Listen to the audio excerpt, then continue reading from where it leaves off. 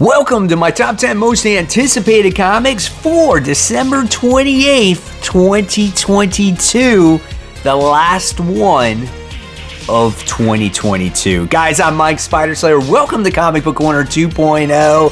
Hopefully this list helps you make decisions on what comic books to buy, because it's never too early to start that pull list for next week, guys. And before we jump into it, I just got to give a quick shout out to the sponsor of the Night Library. So there's nothing wrong with reading free comic books, so why don't you check out the Night Library? Here at the Night Library, you can find free comics, free manga, free graphic novels, and more. Some books already in the archives: Red Hunt, a gritty action-packed story of violence, monsters, and the blood-crazed hunters who seek them out. Some men hunt the monsters, others, they become them. Also available, Song of Stone and Warlock. New content is always in the works, and make sure you sign up for the Night Library newsletter for up-to-the-minute updates on latest projects, sweepstakes, and new releases. So not only is the Night Library providing you free comic books, but if you enter your email and join their mailing list, they will send you a free gift. It's a win-win, no risk for you. So check out the nightlibrary.net. I'll leave it in the description box below. Let's kick off the book that's on the hot seat, and that goes to Plush. This is issue 2. Holy cow, that first issue was weird. It's about this guy who was dating this girl, and she wound up cheating on him, and she's pregnant with the other guy's baby, and now he's being forced to marry her, and at the same time, to try to forget all the events that was going on, he was invited to this weird convention. It's a furry convention, and he wound up going outside in the alleyway to catch a breath of fresh air, and he wound up seeing another furry eating another furry. It was like some cannibalism thing, and he's being framed for it, so he wound up getting thrown in jail. It's a totally weird-ass book, let me tell you, and it can go two ways. It could go in the great direction, or it can go in the very, off-the-rails direction. Curious to see where it goes. This book is 32 pages, $4.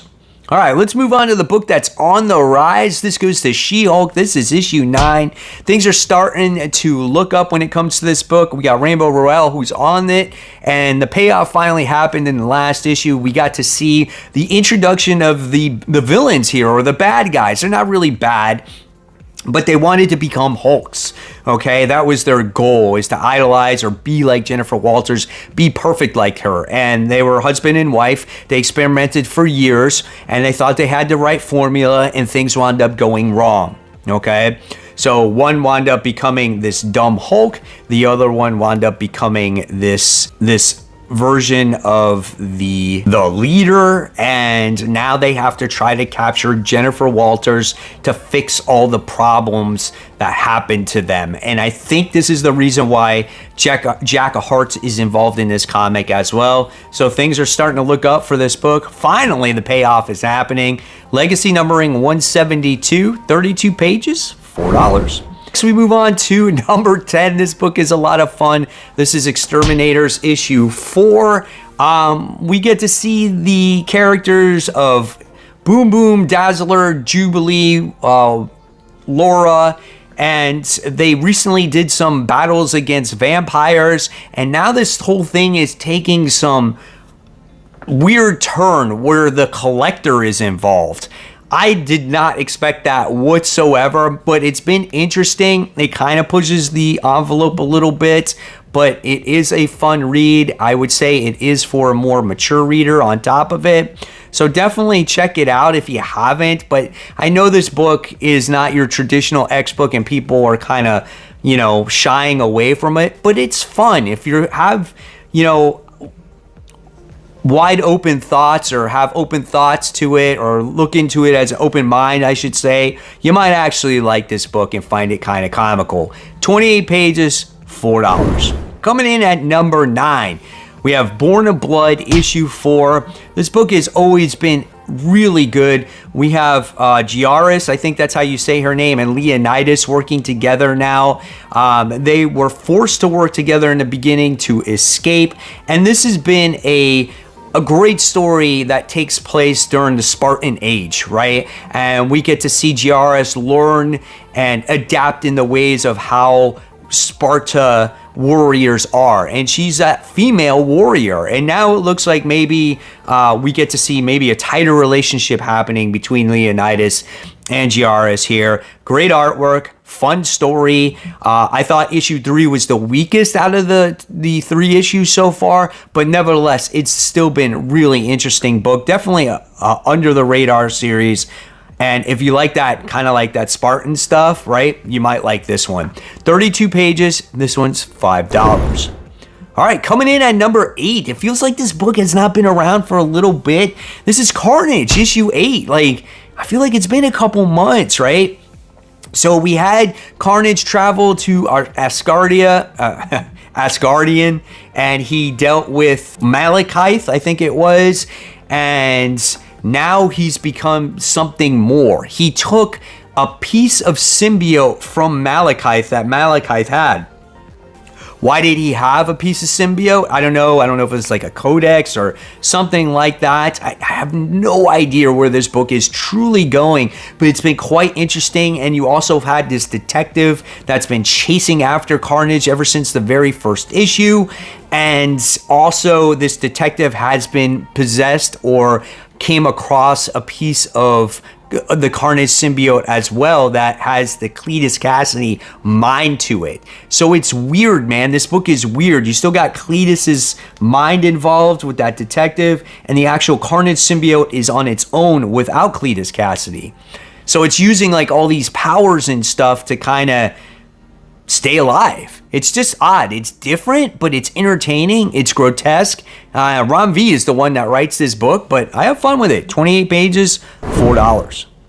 Coming in at number 7, we have Venom issue 14. This is the Dark Web tie-in. So here we're going to get to see why Venom is stupid, I guess. Because if you read the Dark Web event that's taking place in The Amazing Spider-Man, we wind up finding out that Venom has, I guess, devolved into the dumb version that he is. Madeline Pryor is the one that put this spell on him, and he agreed to work with Madeline Pryor because he's trying to find his son Dylan. Okay, so by devolving Eddie Brock and not making him like the King in Black that he currently is now, it's just basically stupid Eddie fighting Spider-Man going, I'm going to eat your brains. So maybe we'll get to see what happened in those closed doors if you read Dark Web Dusk, where she actually changed Eddie/Venom. Looking forward to it. 28 pages, $4.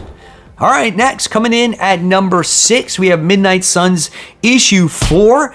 This is really good. I guess the apocalypse that's been happening in this series is finally upon us. Agatha Harkness is the one that's keeping track of Zoe to protect her because she's the one that causes this apocalypse.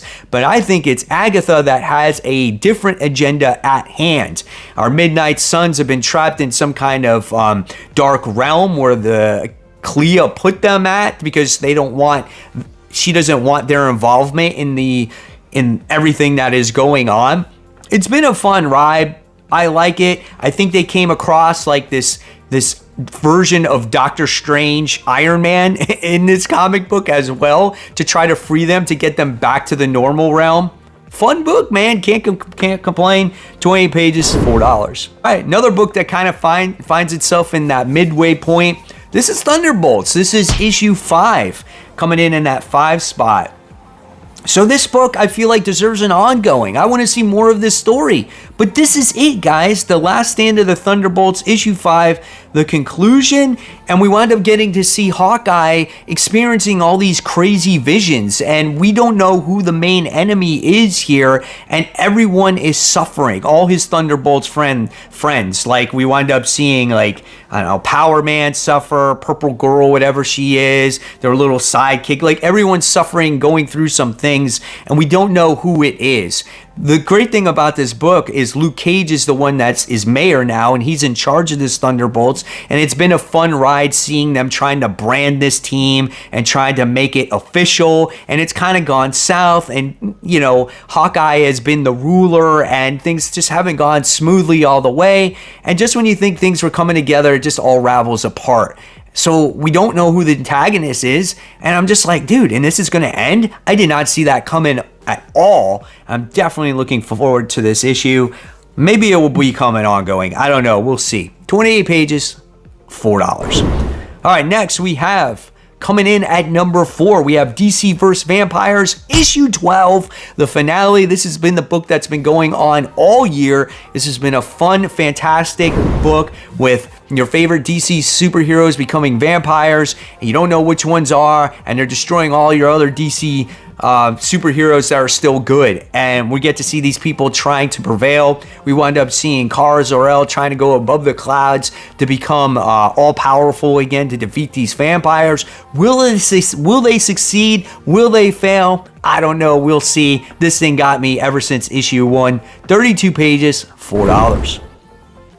Coming in at number 3, it's still up there. This is The Amazing Spider-Man issue 16. This issue in the dark web, we're going to get Spider-Man versus Chasm. So we're going to get to see more of Ben Reilly doing his thing against Spider-Man. Spider-Man's already dealt with Venom in the last issue, and we're going to see maybe more of the motive of what Ben Reilly is thinking in his brain. Obviously, he blames Peter Parker for the accident that happened and him only remembering bad memories and not remembering who he is. I don't know, man. Hopefully this is the issue where things really pick up when it comes to this event, because the very last issue, issue 15 of Amazing Spider-Man, it was just okay, and it feels like, yeah, you gotta buy those tie-ins to really get the experience of the story. We'll see, guys. Legacy numbering, 910, only 90 issues away from 1,000, and this is 28 pages, $4. Coming in at number 2, we have Strange Academy issue 3. This is Strange Academy versus the villain known as Gaslamp. He is the one that captured the kid that was selling magic to other people. Can't remember his name off the top of my head. It's bugging the crap out of me, but it's been a lot of fun, okay? And we're taking a break, which looks like from the main character, Emily, who's in the dark dimension or dark realm or whatever it is with her people, and we're dealing with the people that are actually at the academy right now, like I said, rescuing their friend. And this is Sky Young and Humberto Ramos's best work, I feel. Both of these two writing a book like this is perfect. This could very easily be an independent comic book, but decide to do it in Marvel, and it's A+, one of the best books on the stands. Look forward to this every time. Legacy numbering 21. 28 pages, $4. Can't believe they did that there. Hey.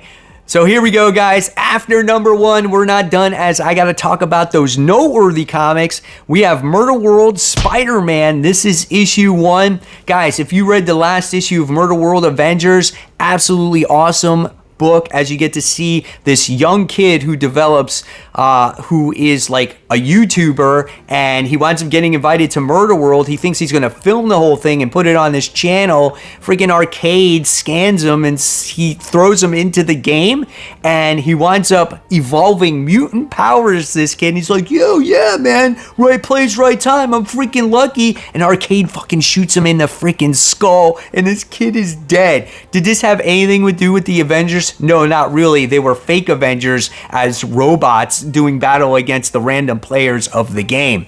So now we get to see how Spider-Man is involved in this comic book and how he goes against Arcade and things like that. And if you read Black Widow series, the most recent one, I think this is going to eventually tie into that. So this, I think, is going to be a really fun comic book. I'm very highly anticipating this one. 28 pages, $4.